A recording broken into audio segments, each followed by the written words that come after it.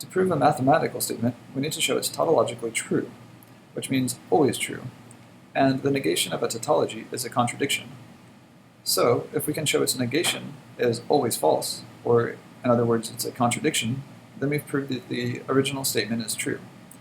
And so this is a strategy for proof. It is take a statement that's hard to show directly is true, and negate it, then show you get a contradiction.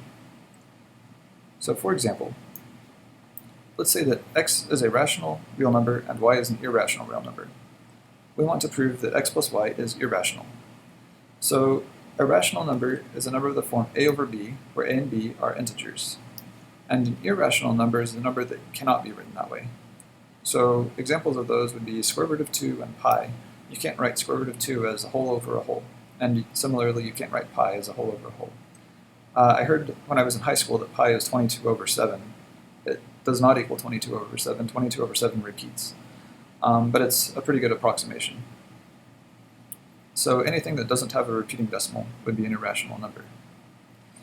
And it's kind of hard to argue directly that this is a tautologically true statement, because it's hard to show something is irrational. It's a lot easier to show something is rational. So instead, we're going to take the contradiction, the negation of the statement, and prove it's a contradiction. So the negation is that there exists a rational and an irrational, such that the sum is rational. So we're going to prove that this is a contradiction. So let's say that x is rational, which means there exist integers a and b such that x equals a over b. That's the definition of a rational number. And also, x plus y is rational. So there's numbers c and d such that x plus y equals c over d. That's what it means for x and y, x plus y to be rational. And also, it might be a totally unrelated numbers c and d from the numbers a and b.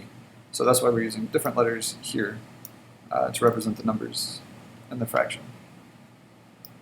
Now we're going to use substitution. So we just said that x plus y is c over d, but also x is a over b.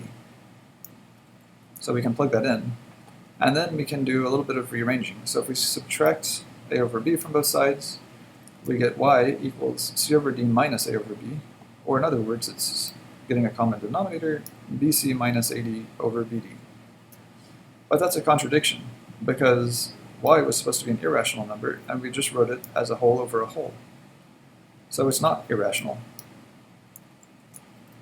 So since it's impossible to make this claim true ever, because we can always just rearrange and show that y is actually a rational number, it's a contradiction. And that means that the original claim, which said if x is rational and y is irrational, then x plus y is irrational, must be tautologically true.